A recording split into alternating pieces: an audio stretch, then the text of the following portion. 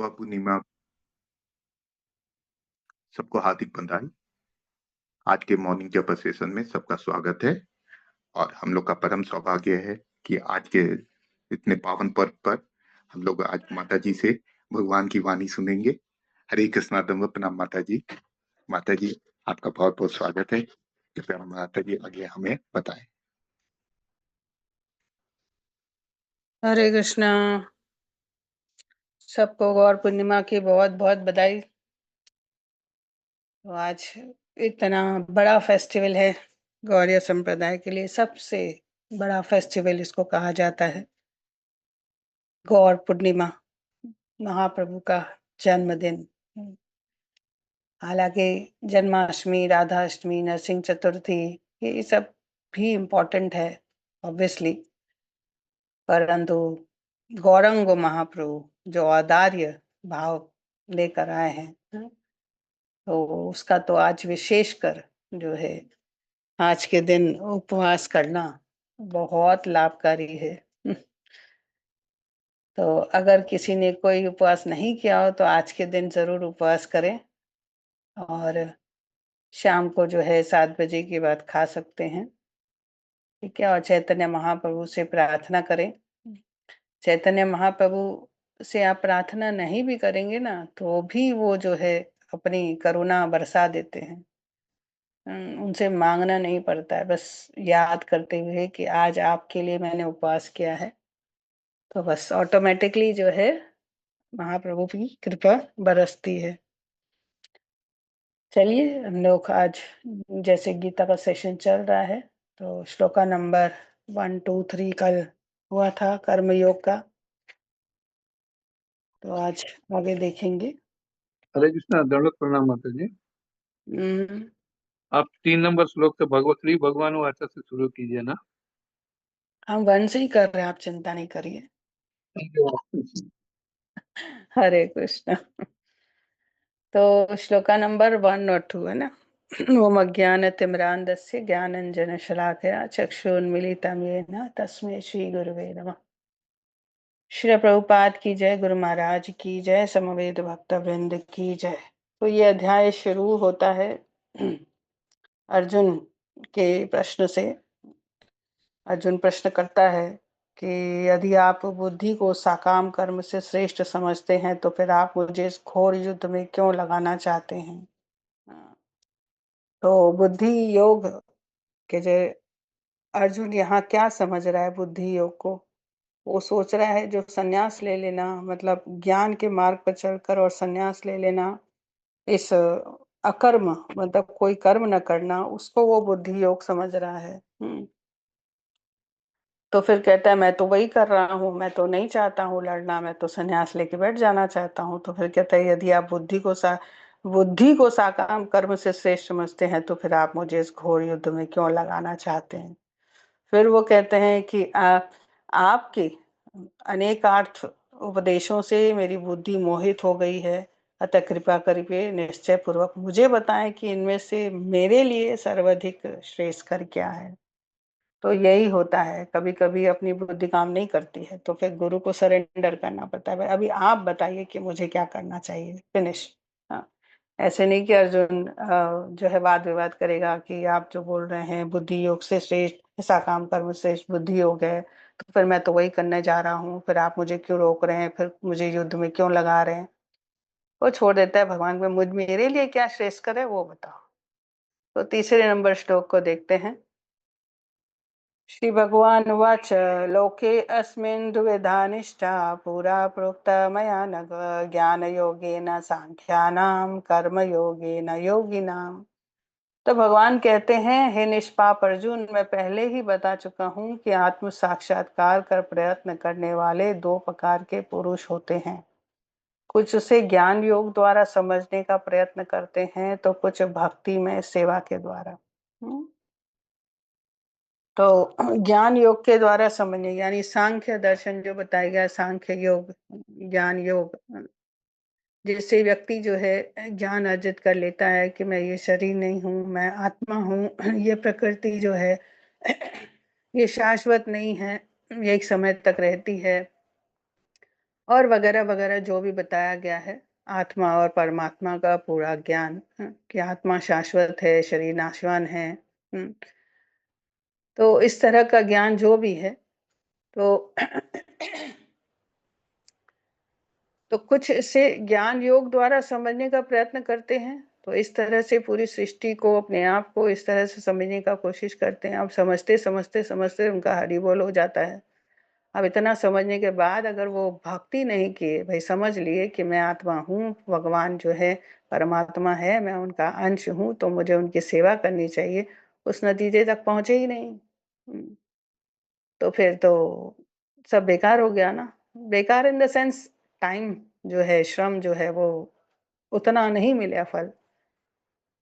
तो और दूसरे हैं जो भक्ति में सेवा के द्वारा जो है डायरेक्ट करते हैं। अभी क्या है कि हम सब जैसे जुड़े, तो हम लोग को तो कोई ज्ञान नहीं था कि हम शरीर नहीं, हम आत्मा हैं, परमात्मा है। ये तो भक्ति में आने के बाद हम सबको पता चला ना। हाँ, तो इसलिए डायरेक्ट भक्ति में घुस जाना ही अकलमंदी है। तो उसमें ज्यादा विचार नहीं। हाँ, भक्ति करने से ही आप ऑटोमेटिकली ज्ञान और वैराग्य अपने आप आ जाता है।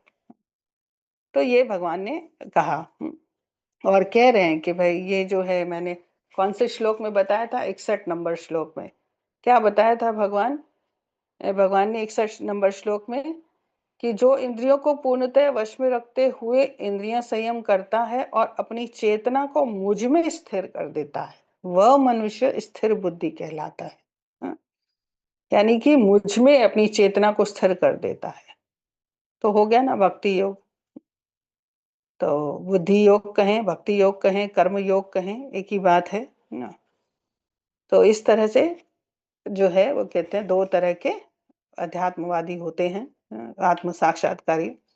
एक तो आत्मा का साक्षात्कार कर लेते हैं और इतना इतना इतना ज्ञान ले लेते हैं, और उसके बाद उनको भक्ति करने का अब समय ही नहीं होता। पहले हम रिसर्च करेंगे फिर काम करेंगे, वो बात। और एक है जो भक्ति में आ जाता है, तो ज्ञान और वैराग्य उसके साथ अपने आप आ जाता है। नेक्स्ट श्लोक में कह रहे हैं, और इस पर जो है तुलसी प्रभु ने भी कल बताया, कि अगर ज्ञान के बिना भक्ति करते हैं तो वो भी बेकार है, और भक्ति के बिना ज्ञान करते हैं वो भी बेकार है। कहा ना कि दर्शन विहीन धर्म मात्र भावुकता या कभी कभी धर्म अंधता है, और धर्म विहीन दर्शन मानसिक उहापो है। ऐसे लोग जो ज्ञान के मार्ग पर चलते हैं, दर्शन उनको पता है, फिलॉसफी उनको पता होती है, वो मात्र भावुकता है। और ऐसे बोलते हैं ना, खाली अगर भक्ति करो फिर ज्ञान ना हो, पर भक्ति करने से ऑटोमेटिकली ज्ञान आ ही जाता है ना। तो इसलिए डायरेक्ट भक्ति करना ही अकलमंदी है, बुद्धिमता है। ठीक है। तो या तो खाली देखिए, जिसका ज्ञान होता है ना, वो खाली मेंटल स्पेक्यूलेशन करते रहते हैं। जो ऋषि मुनि लोग होते हैं ना, बड़े ज्ञानी होते हैं, खाली मेंटल स्पेक्यूलेशन करते रहते हैं, और उसी में उनका समय चले जाता है। हाँ। और अगर कोई भक्ति करता है, भक्ति में सोचता है कि अरे मैं तो भक्ति कर रहा हूँ, बस हरि नाम करूँ, मैं एकदम एक कोने में बैठ के हरि नाम करते रहूं, वो भी नहीं चलेगा। उसे शास्त्र पढ़ने पड़ेंगे, उसे विग्रह सेवा करनी पड़ेगी, उसे धामवास करना पड़ेगा, उसे श्रवण कीर्तन करना पड़ेगा, सब कुछ है। तो दोनों ही इम्पॉर्टेंट है। पर भक्ति में अगर ठीक से समझ गए तो बुद्धि योग को, भक्ति को, तो फिर ऑटोमेटिकली जो है ज्ञान और वैराग्य आ जाएगा। नेक्स्ट श्लोक में कह रहे हैं, न कर्मणाम नारंभ नैष्कर्म्यम पुरुषोऽश्नुते न च संन्यासन देव सिद्धिम समाधि गच्छति।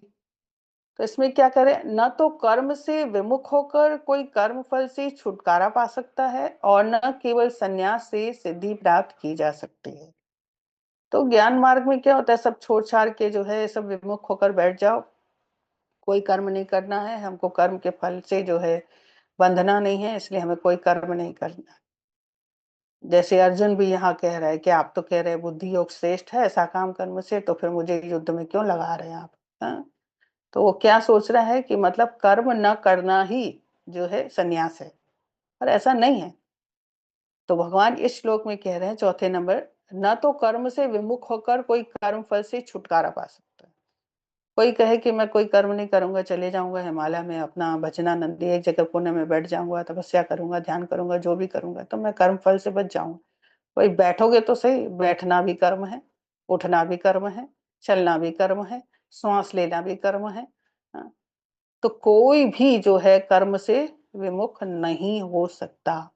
हाँ, और न केवल संन्यास से सिद्धि प्राप्त की जा सकती है। अगर कोई कहे कि भाई चलो ठीक है संन्यास सब कुछ छोड़ छाड़ के ये चले, तो वो भी सिद्धि प्राप्त नहीं होगी। तो फिर अभी क्या है इसका उपाय? हाँ, तो फिर जो है जैसे प्रभुपाद तात्पर्य में कह रहे, ज्ञान योगियों के अनुसार संन्यास ग्रहण करने अथवा साकाम कर्म से विरत होने से ही मनुष्य नारायण के समान हो जाता है। देखिए ये ज्ञान योगियों का जो है बड़ा ये रहता है कि भाई हम तो फिर नारायण ही बन जाएंगे।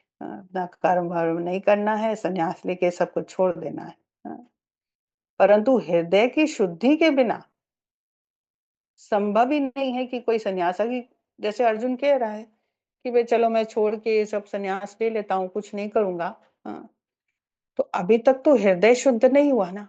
और जब हृदय शुद्ध नहीं हुआ, जब हम भक्ति के प्रोसेस को फॉलो करते हुए अपने हृदय को शुद्ध करेंगे, तब जो संन्यास लेंगे, तब जो संन्यास होगा, वो जो है अपने आप उस स्तर पर जो है सारा विरक्ति सब कुछ छोड़ देंगे, संसार मटेरियल वर्ल्ड से जो है किसी तरह का हमारा कोई ये नहीं रहेगा, हृदय से जो है वो छूट जाएगा। मगर ऐसे ही संन्यास ले लेंगे, सब छोड़ छाड़ के चले जाएंगे, तो कोई गारंटी नहीं है। कभी भी जो है मन में इच्छा तो बनी रहती है, चैप्टर 2 में बताया ना, तो वो कभी ना कभी तो फॉल डाउन होगा। तो इसीलिए अर्जुन से क्या कहा था भगवान ने, तुम संन्यास लेकर के जाना चाहते हो, पर क्षत्रिय होने के नाते तुमको तो युद्ध करने की पता ना, क्षत्रियों को तो खुजली होती है ना युद्ध करना। तो तुम यहाँ नहीं लड़ोगे, वहां पर किसी के ऊपर अत्याचार होता देखोगे, तो फिर वहां लड़ना शुरू कर दोगे, उसे बचाना शुरू कर दोगे। तो ऐसे संन्यास नहीं।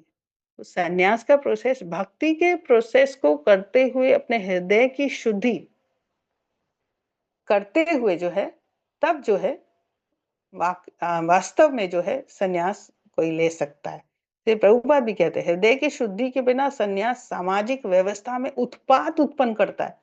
चलो चलो सब भाग चले, सब संन्यास ले ले, कोई काम नहीं करना, ये क्या करेंगे? उधर जाके सब उत्पात ही मचाएंगे। हाँ? आपस में लड़ेंगे, आपस में झगड़ेंगे, जो भी कुछ। हाँ? वो मन में क्योंकि इच्छाएं और कामनाएं तो सब बनी हुई है, हृदय शुद्ध तो हुआ ही नहीं है। हाँ? तो फिर वहां भी संन्यास लेके बोले अरे तुमने मेरा आसन ले लिया, तुमने मेरा कमंडल ले लिया, तुमने मेरा लोटा ले लिया, ये सब चलता रहेगा। जस्ट ऐसे ही तो ये जो है उत्पात करता है। तो फिर नेक्स्ट श्लोक में भगवान कहते हैं न हि कश्चित् शरणम अपि जातु तिष्ठ कर्म कृत कार्यते अवश्य कर्म सर्व प्रकृति जय गुणे। बड़ा अच्छा कह रहे हैं, न ही कश्चित् शरणम अपि, एक क्षण के लिए भी कोई कर्म किए बिना नहीं रह सकता। हाँ? प्रत्येक व्यक्ति को प्रकृति से अर्जित गुणों के अनुसार विवश होकर कर्म करना पड़ता है। अतः कोई भी एक क्षण के लिए भी बिना कर्म किए नहीं रह सकता। हाँ? ना ही कश्चित, कश्चित माना एकदम कोई क्षण, क्षणनम अपि, ऐसी कोई क्षण नहीं जिसमें हम कर्म न करते हों। जातु तिष्ठति अकर्मकृत, अकर्म बिना कुछ किए, अकर्म मतलब बिना कुछ किए हम एक सेकंड के लिए भी नहीं रह सकते। क्योंकि जो आत्मा है वो सक्रिय है, वो हर क्षण जो है वो कर्म में लगी रहती है। तो इसलिए इस श्लोक में भगवान अर्जुन से कह रहे हैं कि भाई अगर नहीं तुम कर्म करना चाहोगे, परंतु अपने गुण अनुसार प्रकृति प्रकृति में आए हो, तो प्रकृति के तीनों गुण तो कार्य करेंगे, या तो रजोगुण करेगा, या सतोगुण करेगा, या तमोगुण करेगा। तो इसलिए एक सेकंड के लिए भी कोई कर्म किए बिना नहीं रह सकता। तो समझने वाली बात है कि जब हम एक क्षण के लिए भी कर्म किए बिना नहीं रह सकते, तो फिर संन्यास लेने की तो बात कैसे आई, हम छोड़ छाड़ के चले जाएं? नहीं। तो कुल मिलाकर इन पांचों श्लोक में भगवान 3 श्लोक में भगवान यही बताने की कोशिश कर रहे हैं कि अपने स्वधर्म का पालन करते हुए अपना जो मुख्य धर्म है, सनातन धर्म, जो उस दिन मैंने पिकनिक में भी बताया था। नहीं, पिकनिक में नहीं। तो अपने स्वधर्म का पालन करते हुए जो है, यानी शरीर का जो धर्म है, ड्यूटीज़ है, और जिस भी वर्ण और आश्रम में हम हैं, अगर क्षत्रिय हैं तो क्षत्रिय की तरह, वैश्य हैं तो वैश्य की तरह, वो करते हुए जो है हमको भगवान की भक्ति करनी है, भगवान को सेंटर में रखते हुए। प्रभुपाद ने ये श्लोक दिया है तात्पर्य में, त्यक्त्वा स्वधर्मं चरणाम्बुजं हरेर् भजनम अपाको अथ पतितो यदि यत्र को अभाद्रम वदमुष्य किम को वार्थ आप तो भजताम स्वधर्मतः। यदि कोई कृष्ण भावनामृत अंगीकार कर लेता है तो भले ही वह शास्त्र अनुमोदित कर्मों को न करे अथवा ठीक से भक्ति न करे, और चाहे वह पतित भी हो जाए तो इसमें उसकी हानि या बुराई नहीं होगी। सिने स्वल्पम अप्यस्य धर्मस्य त्रायतो महतो भयात। थोड़ा सा भी भक्ति किया ना किसी ने, उसका बहुत बड़ा फल है। जैसे उस दिन मैंने कहा, सब पिकनिक में आए हैं, कोई सोच रहा है कि हम लोग बस पिकनिक में आए हैं, एंजॉय करने आए हैं, ये करने आए हैं, परंतु इसका फल जो है, कोई कैसे भी आया, परंतु उसका फल जो है वो भी एक बना, एक शाश्वत इसका जो है रिजल्ट बना रहेगा, फल बना रहेगा। तो यहाँ पर वही कह रहे हैं कि कोई अपना जितने भी अपने वर्ण के अनुसार जितने भी हमारे स्वधर्म है उसका अच्छे से पालन करता है, तो उसकी, और भक्ति करता है तो उसकी कोई हानि नहीं है। और उसी जगह पर और कृष्ण भावामृत न हो तो ये सारे कार्य उसके लिए, उसके किस लाभ के। और उसमें अगर भगवान की भक्ति ना हो और अच्छे से अपने वर्ण का अपनी ड्यूटीज करते रहें, जिस भी वर्ण में जिस भी आश्रम में है अगर ड्यूटीज करती रहें तो फिर वो सब बेकार है। अतः कृष्ण भावनामृत के इस स्तर तक पहुंचने के लिए शुद्धिकरण की प्रक्रिया आवश्यक है। यानी कि यहाँ बता रहे कि जो भक्ति योग है, जो यहाँ कर्म योग जो चैप्टर है, अपने कर्म को योग बना देना, भगवान से जोड़ देना, यही ये पूरा चैप्टर हमें जो है एक्सप्लेन किया जाएगा कि भाई कैसे अपने कर्म को जो है भक्ति योग में कन्वर्ट, मतलब कर्म योग मतलब भक्ति से जोड़ करके अपने सारे कर्मों को करना है। अगर भक्ति छोड़ करके सारे कर्म अच्छे से, तो कोई लाभ नहीं, मरने के बाद फिर जन्म लेंगे, फिर जो है वापस से अच्छे से वही ड्यूटीज करनी पड़ेगी। परंतु अगर भक्ति करते हुए अपने कर्म किए तो कर्म के बंधन से कट जाएंगे। तो जो कर्म का फल है वो हमको नहीं मिलेगा, क्योंकि भगवान को समर्पित कर दिया गया। जैसे अर्जुन युद्ध करेगा तो उसे कोई पाप वगैरह नहीं लगेगा, क्योंकि वो भगवान के कहने पर जो है ये धर्म युद्ध लड़ेगा। तो इसलिए उस सारे पाप के फल से वो मुक्त हो जाएगा। इसी तरह हम भी अपने पूरे जितने भी कार्य हैं, अपने जो स्वधर्म है उसको पालन करते हुए भक्ति के साथ जोड़ देंगे तो हम भी जो है कर्म फल के बंधन से मुक्त हो जाएंगे। यही है कर्म योग, जो योग जो भगवान से हमको जोड़ दे। ये नहीं कि भाई सब छोड़ छाड़ के हमको तो कोई काम नहीं करना, हमको कोई कर्म का फल नहीं चाहिए। तो भगवान कह रहे हैं ऐसा कभी नहीं हो सकता कि कर्म किए बिना कोई रह सके एक क्षण के लिए। तो तुमको तो कर्म करना ही पड़ेगा, प्रकृति के गुण अनुसार तुम कर्म करोगे ही। तो इसलिए बेटर है कर्म को भक्ति के साथ जोड़कर कर्म योग बना लो और उन सारे फल से जो है निवृत्त हो जाओ, बंधन से मुक्त हो जाओ। तो फिर जो है कर्म फल के बंधन से मुक्त, मतलब किसी भी कर्म का फल नहीं, तो फिर भगवत धाम निश्चित है। ठीक है, हरे कृष्णा। हरी हरी बोल माता जी। माता जी बहुत बहुत अच्छे से आपने बताया। माता जी एक मन में था कि जैसे श्रीमद् भागवतम में आता है जड़ भरत जी की कहानी, वो अपने कोई भी नियत कर्म को नहीं साथ में करना चाहते थे, वो सिर्फ भगवान का ध्यान लगा रखे थे। तो अभी अपने जो पढ़ रहे हैं उसके हिसाब से वो वो थे तो राजा परिवार से, लेकिन ना अपने कर्मों को नहीं कर रहे थे। तो उसको हम लोग इससे कैसे रिलेट कर सकते हैं, या उनको कैसे माने मान सकते हैं कि वो जो कर रहे थे वो ठीक था? देखिए, उन्होंने भी यही किया जैसे अर्जुन करना चाहता था। जब राजा थे तो उन्होंने सोचा अभी सब छोड़ के मैं चले जाता हूँ वन में और भक्ति करूंगा। ठीक है। तो वो प्योरिफिकेशन प्रोसेस न हुआ और वो जाकर के सीधा जो है भजनानंदी बन गए। हाँ। तो भजनानंदी वाले जो होते हैं बहुत डेंजरस होते हैं। उनको अगर कोई साथ ना हो, हम लोग हैं गोष्ठानंदी, सबको साथ में लेकर के करते हैं, ताकि अगर हम कहीं गलती करें तो दूसरा मुझे बता दे कि यहाँ गलती हो रही है ना, तीसरा मुझे बता दे यहाँ गलती हो रही है। वो भजनानंदी बनने के लिए गए थे। आप भजनानंदी बनने के लिए गए तो वो जब हिरण के उसमें आसक्त हुए तो उसको कोई करेक्ट करने वाला नहीं था। उसने सोचा मैं जो कर रहा हूँ वो सही है, और फिर जो है वो अपना हिरण के उसमें आ गए। तो वो जब वो ये किए तो प्रोसेस जो हुआ था उसका प्योरिफिकेशन ठीक से नहीं हुआ था। तो इसलिए वो उस आसक्ति में फंस गए, और उस आसक्ति में फंसने के कारण पर उसको जो उसने किया भजनानंदी, उसका फल जैसे यहाँ बताया जा रहा है ना, अगर थोड़ा सा भी किया तो उसका फल मिलेगा ही। तो उसने जो भजन किया वो जो हिरण के शरीर में भी उससे सब याद रहा। और फिर बाद में जब उसको शरीर मिला, हाँ, तो उसने ऐसा नहीं कि भाई अपने लिए तो सब कर रहा है मगर अपने दूसरे कर्तव्य का पालन नहीं कर रहा है। वो अपने लिए भी कोई किसी प्रकार का ये नहीं, जिसने जो दिया जूठा दिया कैसा भी दिया खा लिया।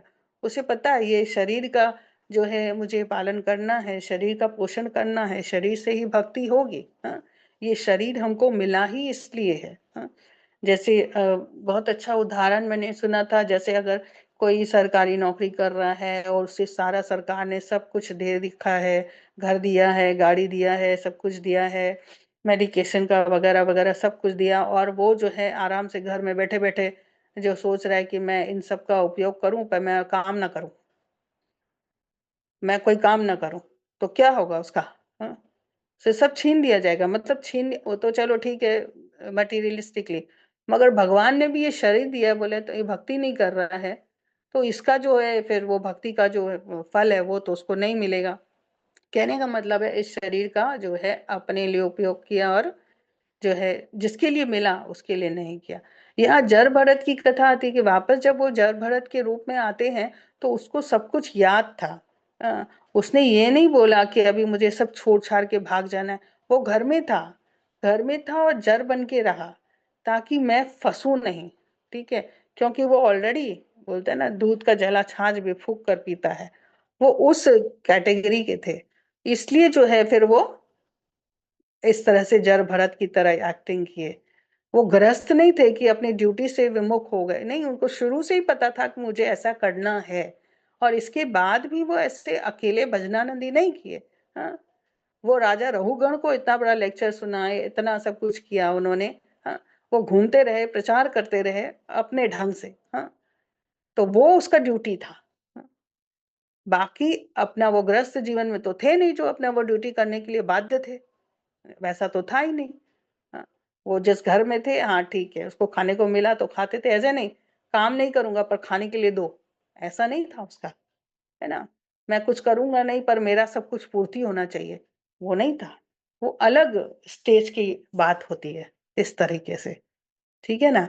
और ब्राह्मण परिवार में जन्म हुए तो अब ब्राह्मण की ड्यूटीज मुझे करनी है। वो ब्राह्मण की ड्यूटी से अच्छा तो वो प्रचारक की ड्यूटी की, असली ब्राह्मण कौन है? जो प्रचार करता है। हाँ, तभी तो राजा रघुगण को उन्होंने प्रचार किया। कहाँ वो अपनी ड्यूटी से ये हुए, सनातन ड्यूटी से नहीं हटे वो। ठीक है ना। तो अपनी सनातन ड्यूटीज अगर कोई करता है तो ये तथाकथित जो हमारा स्वधर्म है शरीर से रिलेटेड जो है, अगर वो छूट भी जाए रह भी जाए तो भी फायदे में है, नुकसान नहीं है उसमें। और जो ऐसे ही छोड़ दे अपनी ड्यूटीज को बोझ समझ करके, उसके लिए कहा गया है कि अब मुझे से अपना मेरे से फैमिली नहीं पाली जा रही है, मेरे से बच्चे नहीं पाले जा रहे हैं और वो बोझ है तो इसलिए छोड़ दो। ऐसा सन्यास जो है उत्पात मचाता है। ठीक है ना। जी माता जी। बहुत सुंदर, बहुत सुंदर, बहुत अच्छा। माता जी पूरा कंफ्यूजन क्लियर हो गया। थैंक यू माता जी।